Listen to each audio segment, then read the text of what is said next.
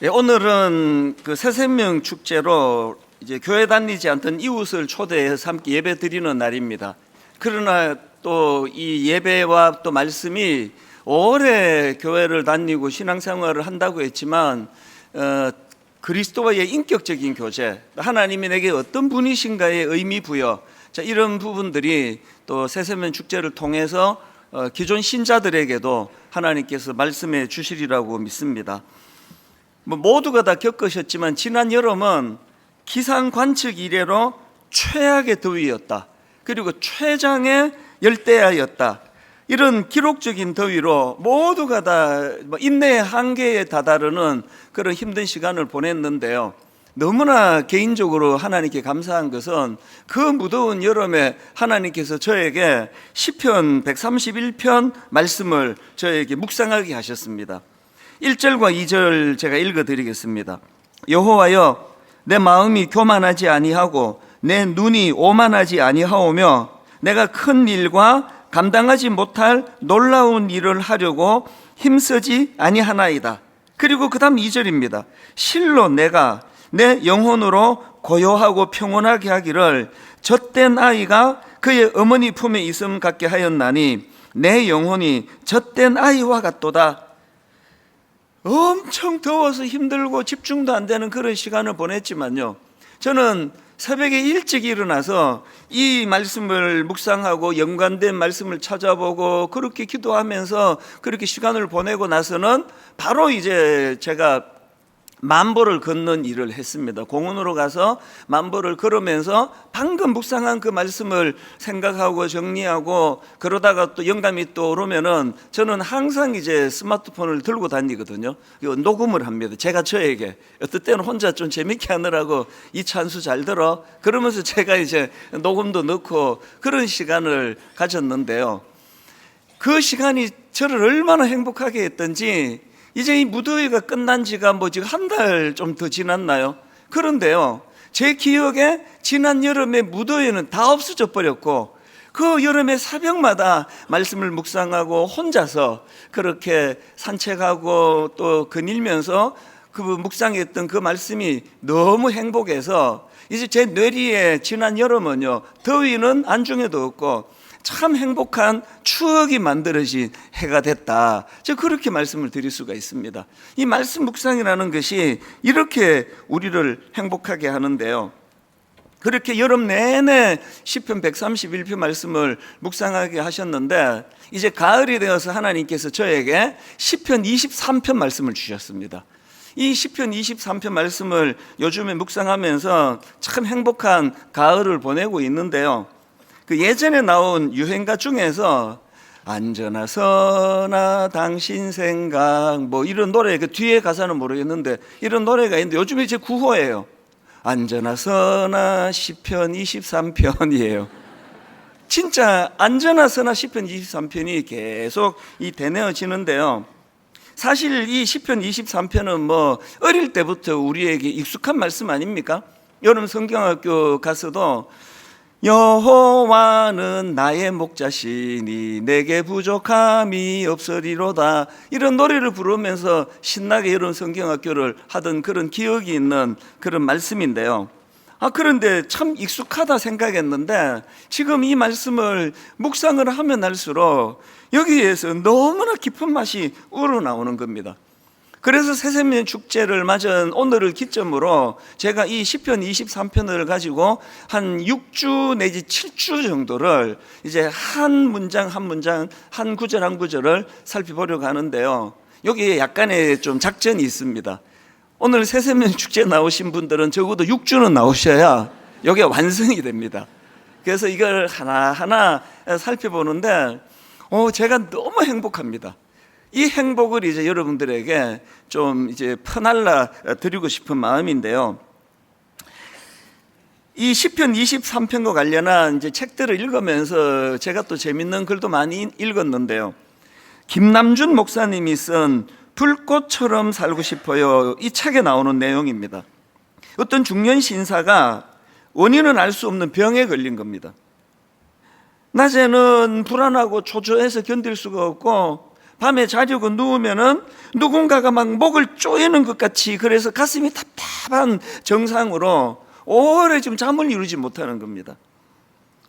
사람이 그 잠을 못 자는 얼마나 괴로운 게 없지 않습니까? 그래서 이 병원 저 병원 다 다녀봐도 시원하게 원인을 말해주는 데가 없는 겁니다.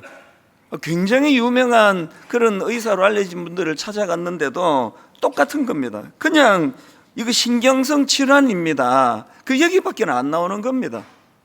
그 잠을 이루지 못하는 것도 너무 고통스러운데 도대체 이게 원인을 모르니까 그 어떻게 하면 이게 나올 수 있느냐, 그렇게 괴로워하고 있던 그런 상황인데요. 어느 날 그 친구가 자기가 아는 그 독실한 크리스찬 의사가 있는데 그분은 한번 만나봐라. 그래서 이제 뭐 지푸라기라도 잡는 심정으로 그렇게 병원을 찾아갔습니다. 가보니까 아주 젊은 의사인데요, 굉장히 인상이 좋고 또 친절합니다.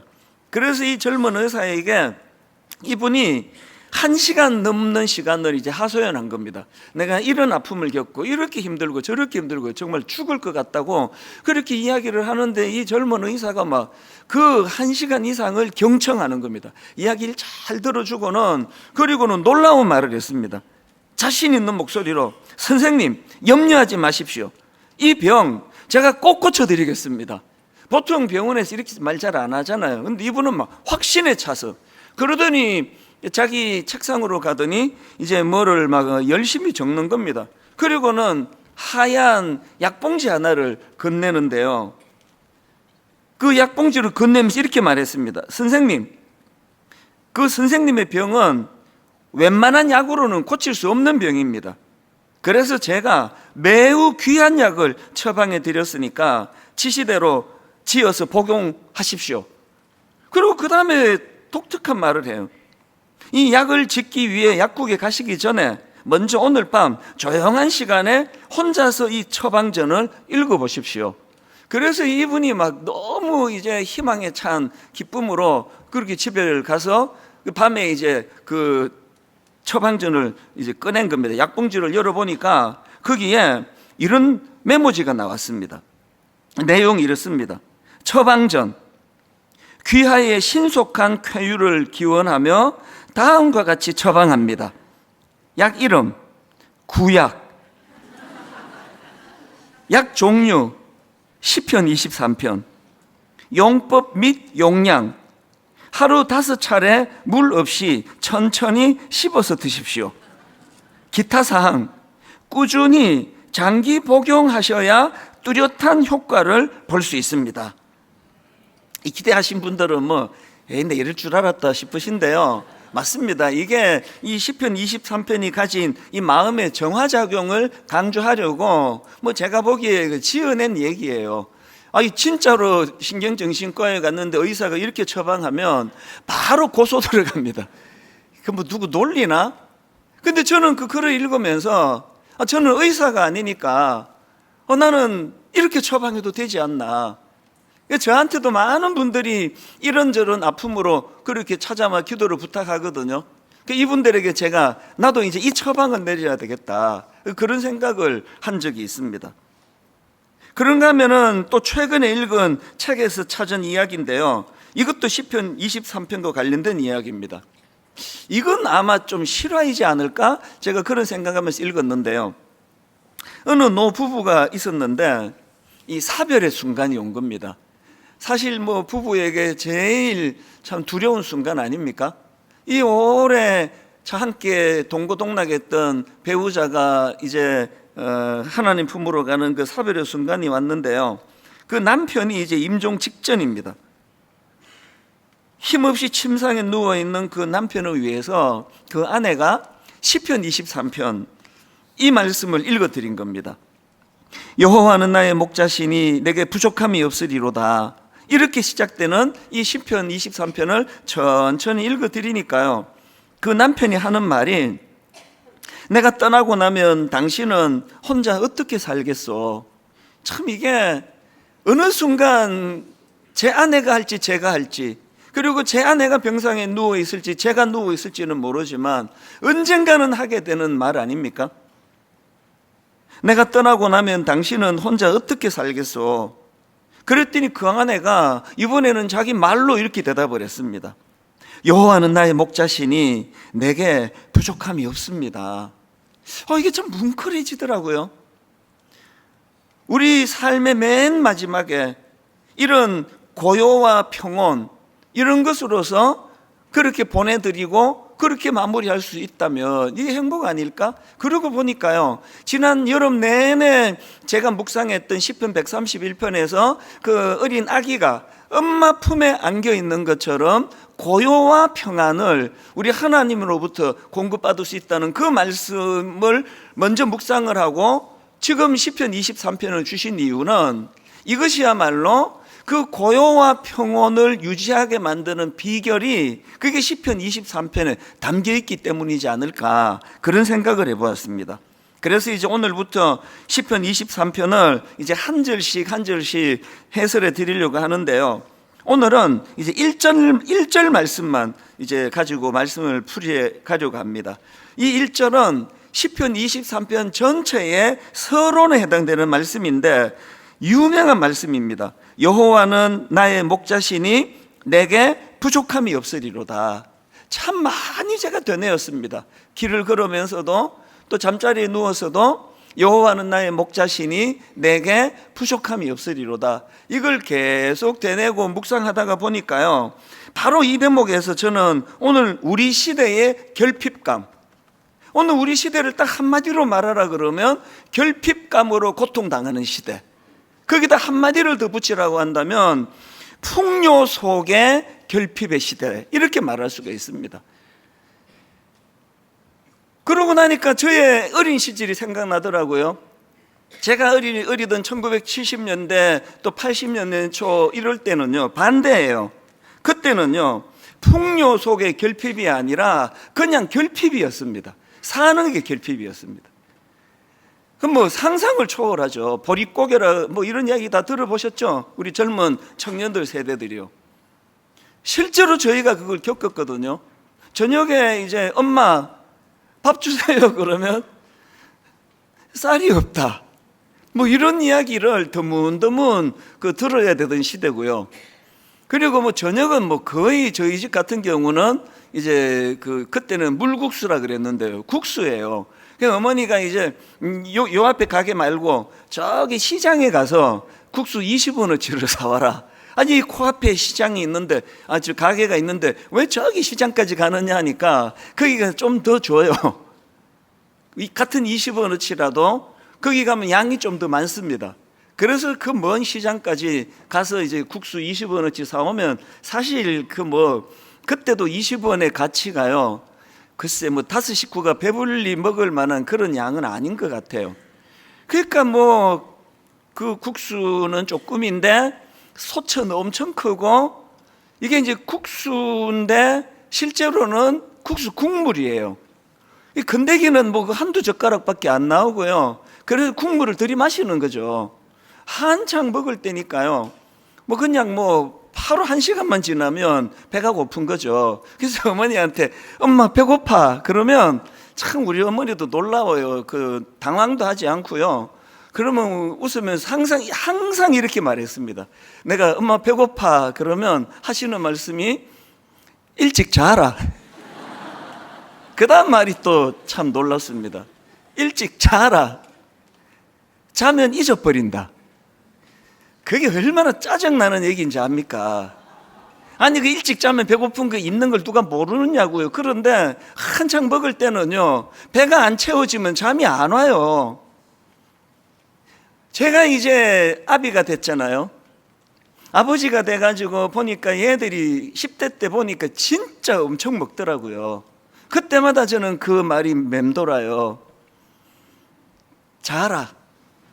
일찍 자면 배고픈 거 잊어버린다. 제가 아버지가 되고 보니까요, 그렇게 말해야 되는 부모의 마음이 어땠겠나. 그게 참 마음이 아프더라고요. 저희들이 자라던 시대는 그냥 결핍의 시대였어요. 모든 게 다 모자랐고요. 하여튼 추석에 옷 한 벌을 이제 사주시면 이제 내년 추석까지 입어야 되니까요, 바지가 이제 긴 걸 한 2번 접었는데도 점점 올라가 가지고 굉장히 창피했던 기억도 납니다. 그렇게 결핍의 시대를 저희가 어릴 때 살았는데요. 그런데 제가 어린 시절을 돌아보면은 참 감사하게도요, 비교 의식 때문에 상처받은 적은 없습니다. 왜? 온 동네가 다 가난하니까 뭐 원래 그런 줄 알았죠. 다 가난한 줄 알았죠. 그리고 제가 그런 비교 의식 때문에 상처를 받지 않은 것을 말할 것도 없고, 그 정도가 아니라 저의 어린 시절이 참 행복했습니다. 많이 행복했습니다. 왜 그랬냐고요? 그때도 저는 교회를 다녔거든요.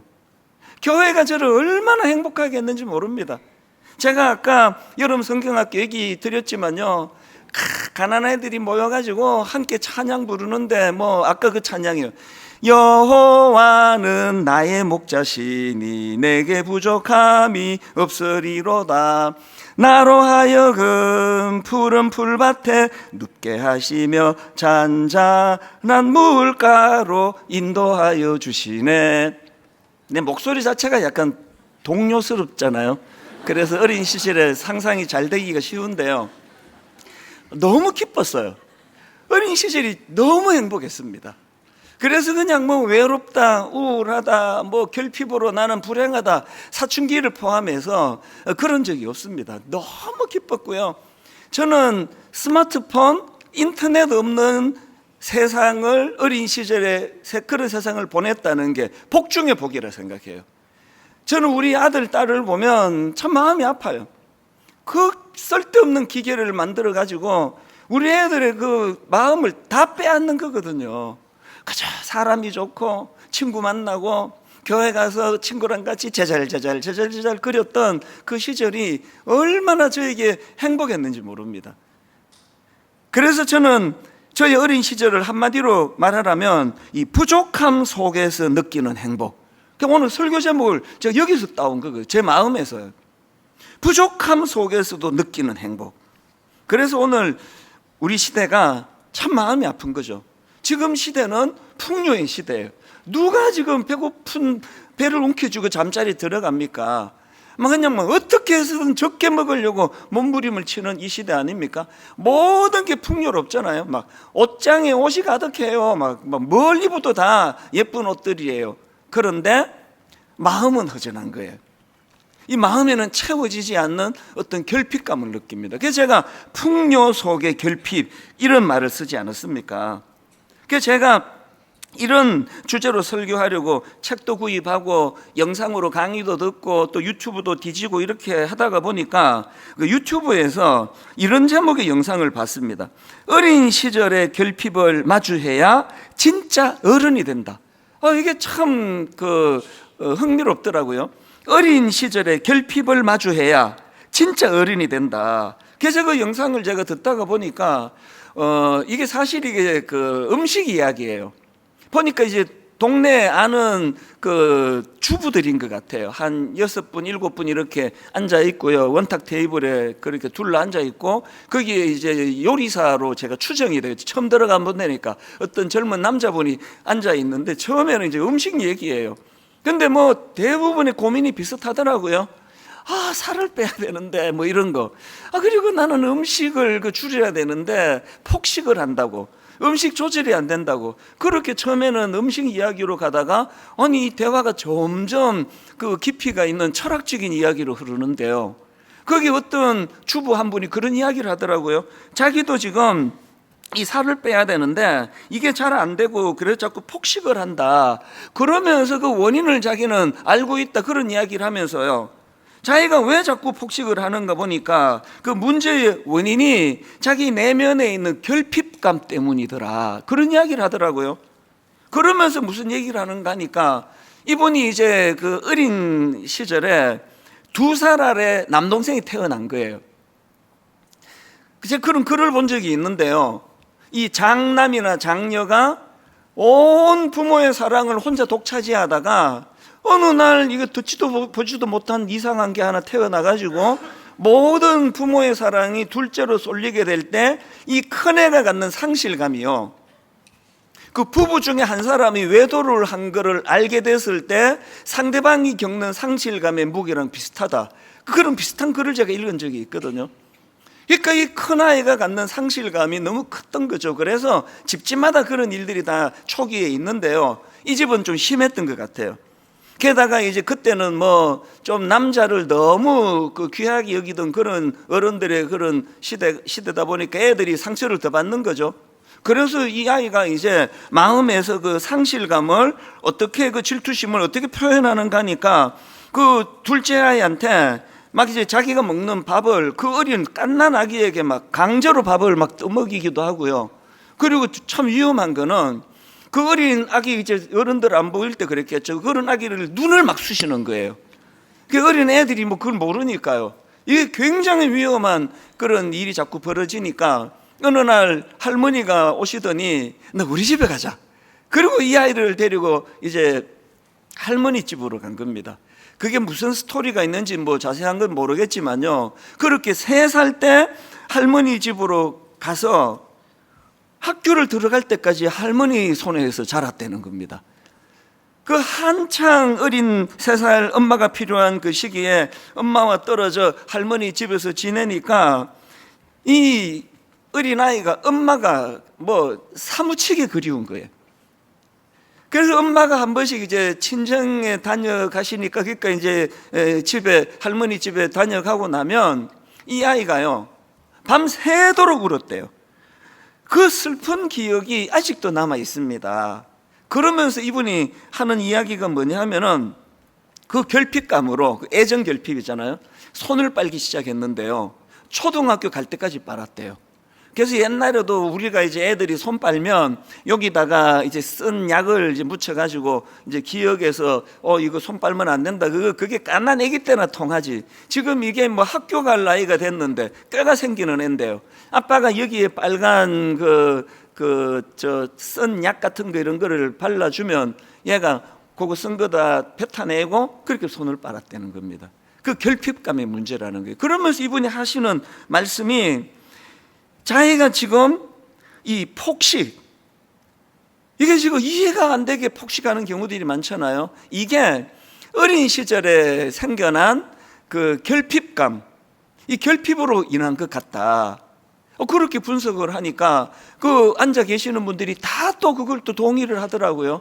모두가 다 결핍이 있는 거예요. 그리고 그 결핍감이 폭식을 하게 만들고 중독으로 몰고 가고 이상한 행동으로 몰고 가고 주식 중독, 이런 건 굉장히 지금 안 드러나서 그렇죠. 뭐 마약 중독 이런 거야 뭐 이거는 뭐 사회적인 문제로 드러났지만 여러 중독 현상이 지금 발생하고 있다. 그런 내용의 이야기입니다. 그래서 제가 지금 우리 시대는 이 과잉의 시대 혹은 중독의 시대, 왜? 마음 깊은 곳에서 해결되지 않는 공허감, 해결되지 않는 결핍감, 이런 것으로 인해 가지고 이런 과잉이 또 중독을 낳고 중독이 우리 인생을 파괴하는 이런 시대로 지금 가고 있다, 그런 얘기거든요. 제가 올해 초에 그 도파민 네이션이라는 책을 소개해 드렸는데요, 오늘 여기 손님들이 많이 오셨기 때문에 간단하게 그 얘기를 한 번 더 제가 정리해 드리고 싶습니다. 이 도파민 네이션이라는 이 책의 저자는 미국의 스탠포드 대학교 중독의학 교수예요. 애나 램키라는 교수인데요, 뭐 중독 전문가입니다. 그 책에서 이분이 주장하는 게 뭐냐면은 하나님이 참 기가 막히게 만든 게 인간이에요. 인간의 뇌는요 균형을 유지하려는 그런 성격이 있어가지고 이 고통과 쾌락과 고통 사이에 그 평형을 유지하려는 속성이 있다는 겁니다. 그래서 이제 예를 들면 이런 거죠. 어떤 사람이 이제 쾌락을 추구하는 거죠. 그러면 뇌에서 평형을 유지하기 위하여 우울하고 또 고통스러운 마음을 내가 같이 준다는 거예요. 이런 거죠. 뭐 어떤 약물 중독에 빠졌다, 혹은 포르노 중독에 빠졌다. 그래서 막 이제 그 포르노를 왜 봅니까? 그 보시는 분? 그 쾌락을 위해서 보는 거겠죠? 그 자기 행복하라고 보는 거 아니겠습니까? 자기 기쁘라고 포르노를 보다가 중독이 되면 이 뇌에서 균형을 맞추기 위하여 포르노에 빠져 있는 사람들에게는 뇌가 그 마음에 우울한 마음을 심어준다는 거예요. 그래서 뭐 마약 중독이 위험한 건 뭐 말할 필요도 없고요. 각종 그 도파민이라고 하는 그 일시적으로 이렇게 기쁨을 확 끌어올리는 이 전부 다 나쁜 거라는 거예요. 이 커피도 너무 많이 마시는 것은 그건 다 나쁜 거라는 거예요. 그게 일시적으로 기분을 확 끌어올리면 뇌에서는 균형을 이루기 위하여 마음의 우울하고 어두운 마음을 같이 올려준다는 거거든요. 그래서 이 책에서 주장하는 건 이 사람이 쾌락에 몰두하면 고통이 따르지만 절제를 익히면 참 기쁨을 누릴 수 있다. 그래서 그 마라톤 같은 거 왜 합니까? 극한의 인간의 한계까지 가는 고통을 빠뜨리는 마라톤을 왜 하느냐 하니까요, 이 원리 때문이라는 거예요. 마라톤을 통해서 이 육체의 그 고통이 이렇게 증가가 되면 뇌에서는 그 안에 기쁨을 올려주는 거예요. 그래서 마라톤 완주하고 나면은 막 성취감으로 막 터질 것 같은 기쁨이 올라온다. 그런 이야기들을 많이 들어보셨을 거예요. 이 책에서 제가 성경의 원리를 발견하는 게 이겁니다. 사람이 쾌락에 몰두하면 고통이 따르지만 절제를 익힌다면 참 기쁨을 누릴 수 있다. 성경이 계속 강조하는 게 이 한마디 아닙니까? 자기를 억누를 수 있는 힘. 그런데 저는요, 이 책의 주장을 오늘 본문 시편 26편과도 접목할 수 있다는 생각을 하는 겁니다. 우리 내면에 도사리고 있는 결핍감이 이 충동적인 쾌락으로 몰고 가고 그런 유혹에 빠질 때 이 책에 주장하는 건 거기에 놀아나면 안 된다. 거절해야 된다. 마음으로 억눌러야 된다. 이 본능대로 살면 점점 그 주기가 짧아지고 더 강렬해야 되고, 그래서 인생을 파괴시키니까 어떤 도구를 다 동원해서라도, 어떤 마음을 다 동원해서도 절제를 배워야 한다. 그래서 성령의 열매, 맨 마지막에 절제라는 거 처음 오신 분은 모르시겠죠. 성령의 9가지 열매에 너무나 많은 열매들이 다 열거되고 맨 마지막에 나오는 절제인데요, 저는 성령의 열매 절제를 나머지 8가지 열매를 담는 그릇이라고 표현을 합니다. 예수 믿는 건 참는 거예요. 예수 믿는 건 억누르는 거예요. 그래서 하지 말라가 많아요. 왜 맨날 우리만 손해보고 사느냐고 어릴 때 많이 부모님께 따지고 항의하고 하지만요, 그게 성경의 원리예요. 이걸 지금 이 세계적인 중독의학 교수가 책에서 증명을 해내는 거거든요. 그래서 우리는요, 이 충동적인 쾌락은 다 나쁜 거다. 거기에 놀아나면 안 된다.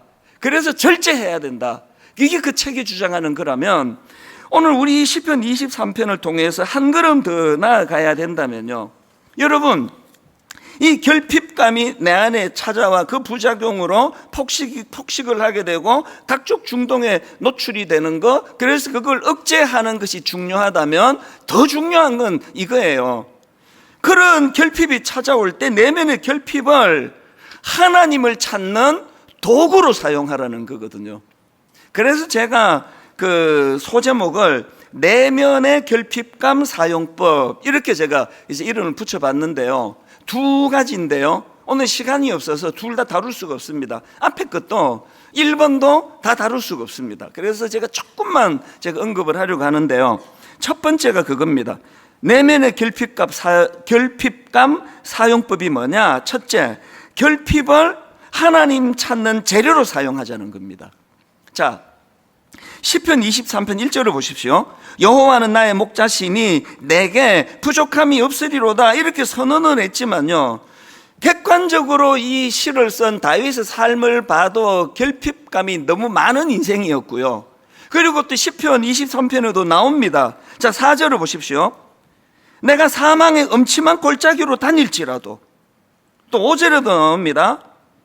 내 원수의 목전, 주께서 내 원수의 목전에서 내게 상을 차려주시고, 다윗이요, 객관적으로 봤을 때 왕실만 거닐던 고생이라고는 해보지 않은 아주 곱게 자란 사람이라는 차원의 내게 부족함이 없으리로다가 아니라, 사실은 다윗은 부족함 투성이었습니다.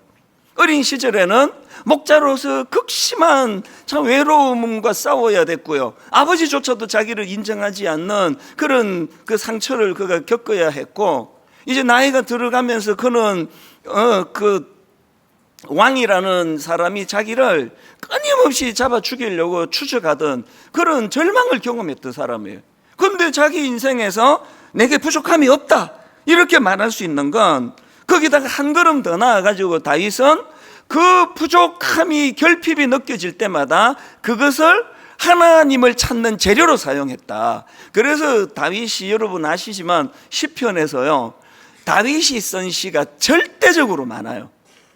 그만큼 그 결핍이 하나님을 찾는 재료가 되고 도구가 되고 인생이 깊어지고 시적이고 낭만적이고 지혜롭고 이 모든 걸 갖추게 된 것은 그가 가진 결핍 때문이에요.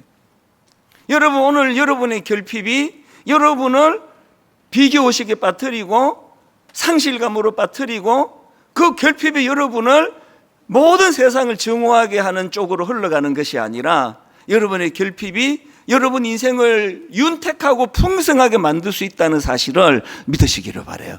그래서 그 믿음을 가지고 내 결핍을 하나님을 찾는 도구로 쓰겠다. 성경의 한나라는 여인도 마찬가지. 이 여인도요, 엄청난 결핍감을 갖고 고통에 빠졌습니다. 그게 뭐냐? 그 당시로는 이제 중혼이 시대가 악했으니까요. 하나님이 허락한 건 아니에요. 그래서 이제 중혼이, 그러니까 그 부인을 둘, 셋 이렇게 거느리는 그런 우리나라 조선 시대하고 좀 비슷한데요. 자, 사무엘상 1장 2절을 한번 보십시오. 그 남편의 이야기입니다. 그에게는 두 아내가 있었으니 한 사람의 이름은 한나요, 한 사람의 이름은 브닛나라. 그 다음이 슬퍼요. 브닛나에게는 자식이 있고 한나에게는 자식이 없었더라. 이 여성으로서의 결핍감이 느껴지세요? 그리고 바로 그 다음 6절입니다. 그 고통을 한번 보세요. 여호와께서 그에게 임신하지 못하게 하심으로 그의 적수인 브닛나가 그를 심히 격분하게 하여 괴롭게 하더라. 또 반복됩니다. 7절. 매년 한나가 여호와의 집에 올라갈 때마다 남편이 그같이 하며 브닛나가 그를 격분시키므로 그가 울고 먹지 아니하니. 이 결핍감이 느껴지세요? 그런데 한나가 위대한 것은요, 자기가 가진 그 결핍감을 상대방을 증오하고 자기를 우울로 빠뜨리는 것이 아니라 그 결핍감을 어디로 가져가느냐. 그 다음 그 10절을 한번 보십시오. 한나가 마음이 괴로워서 여호와께 기도하고 통곡하며, 얼마나 간절히 기도했던지 그 당시 지도자 엘리 제사장이 오해를 했어요. 너 술 취했니 지금? 너 그 술 먹고 온 거야? 그랬더니 자기가 하는 기도의 의미를 15절에서 이렇게 설명합니다. 한나가 대답하여 이르되 내 주여 그렇지 아니하니이다. 나는 마음이 슬픈 여자라. 포도주나 독주를 마신 것이 아니요. 그 다음 우리 같이 한번 읽어보시겠습니다. 시작. 여호와 앞에 내 심정을 통한 것 뿐이오니. 여러분, 교회 오래 다니는 게 다 능사가 아니에요. 그 이력서의 크리스찬, 기독교, 이게 능사가 아니고요. 여러분의 결핍을 이렇게 쓰셔야 돼요. 결핍이 없는 사람이 어디 있습니까? 저도 마찬가지예요. 결핍이 왜 없겠냐고요. 그러나 새벽마다 일어나서 저의 결핍을 주님 앞으로 나가는 재료로 쓰니까 내 인생이, 어린 시절의 결핍은 극심했거든요. 그 결핍이 절대로 저를 초라하게 만들지 않을 뿐만 아니라 그것들이 재료가 돼서 너무나 윤택해지는 거거든요. 말씀을 다 드릴 수가 없고요. 세세면 축제마다 갈등이에요. 마당에서 잔치도 지금 벌어지고 있고 영상도 만들어야 되고, 그래서 설교 시간이 항상 부족한데요. 그러나 이제 안 서두르기로 했습니다. 다음 주일 또 오세요. 다음 주일 한 번만 더 와주세요. 이렇게 이제 6주 동안 제가 할 거예요. 한 번만 더 와달라고. 인생의 법칙이 뭐냐 하면은요, 그 이스라엘 백성들이 400년 동안 그 이집트에 종살이를 하거든요. 다 아시잖아요. 그래서 하나님이 그들을 구원해 주세요. 해방을 시켜 주시거든요. 그 첫 출발부터가 기적이에요. 홍해를 건너게 하십니다. 가슴이 터질 것 같은 하나님의 기적을 경험하고 이제 고생 끝 행복 시작이다. 이제 우린 더 이상 노예가 아니다. 이제 우리는 적과 꿀이어르는 가나안에서 행복한 삶을 살 거라. 이런 기대감을 갖고 홍해를 건넜는데 웬걸 광야네요. 적과 꿀은 어디야? 그리고 광야를 건너서 그 홍해를 건너서 가슴 터질 것 같은 기쁨이 끝나기도 전에 그들에게 맞닥뜨린 건요, 마라의 쓴물이에요. 그 시절이나 지금이나 거기는 그 광야 아닙니까? 마실 물이 없어요. 목이 갈증이 너무나 극심했는데 물이다! 막 달려가가지고 물을 허겁지겁 먹었더니요, 그게 마실 수 없는 쓴물이에요. 토해내고 그 고통을 겪으니까 막 하나님을 원망도 했죠. 그런데요, 그 내용을 담고 있는 그 출애굽기 기록에서 하나님께서 내가 왜 이런 장치를 취해 두었는지, 조치를 두었는지를 한마디로 설명하는데요, 그 맨 그 한마디가 이겁니다. 출애굽기 15장 26절인데요 그 극심한 고통 속에 있는 그들을 이제 해가를 주시고 난 다음에 26절입니다. 이르시되 너희가 너희 하나님 나 여호와의 말을 들어 순종하고 내가 보기에 의를 행하여 내 계명의 귀를 기울이며 내 모든 규례를 지키면 내가 애굽 사람에게 내린 모든 질병 중 하나도 너희에게 내리지 아니하리니. 그다음 보세요. 나는 너희를 치료하는 여호와임이라예요. 왜 홍해를 건너고 막 그 감격이 터지고 찬양이 나오고 기쁨이 넘치는 그들에게 왜 가나안으로 바로 인도하지 않는가 하면은요, 그게 이 땅이에요. 여기는요, 우리가 천국 백성으로서의 훈련하는 데예요. 훈련은 결핍이 많아요. 그리고 제일 먼저 맞닥뜨린 결핍, 마실 물이 없어 결핍, 썬물이 자기를 괴롭히는 결핍을 경험하는 거기에 하나님의 의미 부여는 니들이 장차 이런 결핍을 만나게 될 때, 그때 치료하는 여호와 하나님을 기억할 때다. 이 교훈을 주기 위한 거예요. 결핍으로 고통만 당하고 교훈을 얻으면 얼마나 우리가 그게 불행합니까? 우리의 결핍을 통해 하나님은 메시지를 주기 원하세요. 제가 오늘 이 사례 뭐 이런 걸 막 의욕이 넘쳐가지고 많이 준비했는데요, 이걸 다 쓸 수가 없습니다. 그러나 아무리 시간이 없어도 이거는 반드시 짚고 넘어가야 될 게 하나 있는데요, 하나만 더 제가 다루겠습니다. 시편 23편 1절에서 여호와는 나의 목자시니 내게 부족함이 없으리로다. 여기 나오는 목자가 누구신가 하니까요, 신약으로 가서 예수님께서 이런 말씀을 하십니다. 요한복음 10장 14절. 나는 선한 목자라. 나는 내 양을 알고 양도 나를 아는 것이 아버지께서 나를 아시고 내가 아버지를 아는 것과 같이. 그 다음 보세요. 나는 양을 위하여 목숨을 버리노라예요. 그분이 우리의 목자가 되시는데 그분의 유익을 위하여 우리를 희생시키시는 분이 아니라 그분은 우리를 사랑하셔서 자기를 희생시킨 목자세요. 그 목자 되시는 예수 그리스도께서 오늘 우리에게 이렇게 말씀하십니다. 요한복음 10장 10절. 내가 온 것은 양으로 생명을 얻게 하고 그 다음에 더 풍성히 얻게 하려는 것이라. 그 혜택을 제가 가장 많이 받아 누린 사람일 거라고 생각하고요, 수많은 예수 믿는 분들, 그래서 우둔한 제가 뭐 더 길게 설명하지 않더라도 예화를 제가 이런 사례를 들 것이 참 많았는데 다 생략을 하고요, 기가 막히게요, 하나님이 영상 하나를 주셨어요. 저 영상을요, 지난주도 똑같은 일이 일어났는데 사실 우리 그 팀에서, 방송팀에서 목사님 이거 성도님들 환영용으로 영상을 하나 만들었습니다. 그리고는 뭐 보니까 어제 거의 밤을 샌 것 같아요. 일주일 내내 준비하고 그 영상이 뭔지를 저는 몰랐거든요. 오늘 새벽에 보내왔더라고요, 완성본을. 이게 제가 설교 시간에 뒤에 다루지 못하는 내용을 완벽하게 구현한 영상이 제 과장이 아니에요. 지난주도 그랬거든요. 이 영상을 여러분 한번 들어보시면서, 이게 앞부분에 광고에 붙여가지고 광고로 환영하려고 만든 영상인데요, 제가 그걸 뒤에 쓰자, 오늘 설교 결론으로 쓰자, 그 영상을 보시고 이제 오늘 설교를 정리하도록 하겠습니다. 우리 같이 보시겠습니다.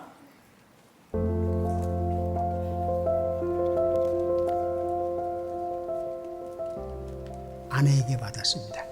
저는 남편에게 전도받았습니다. 사유하고 딸한테 받았습니다. 저는 모태신앙입니다. 사막의 작은 모래 알갱이였습니다.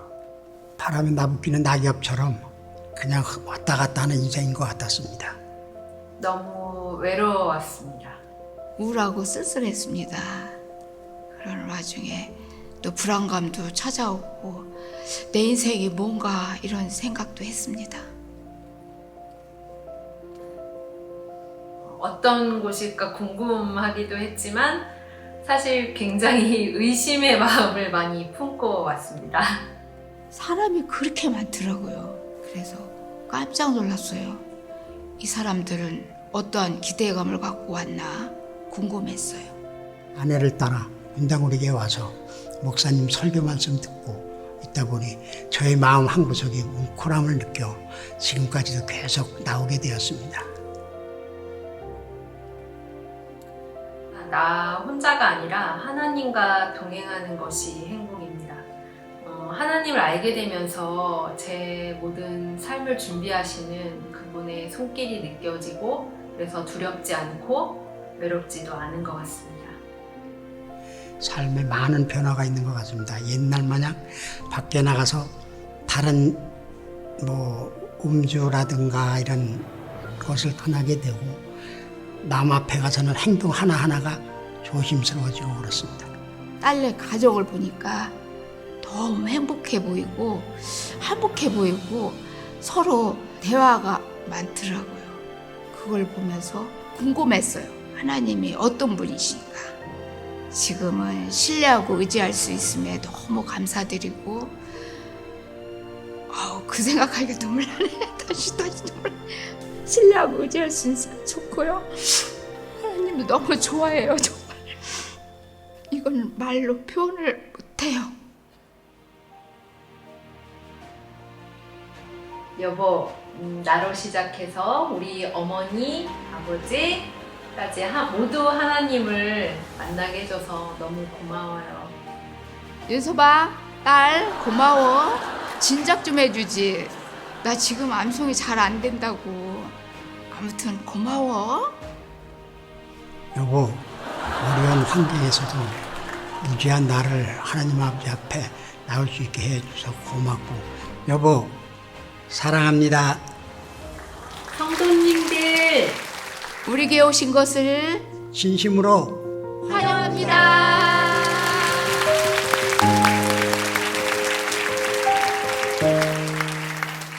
저는 저 영상을 새벽에 봤고요. 제 설교와 이게 이렇게 연결된다는 걸 저는 몰랐고요.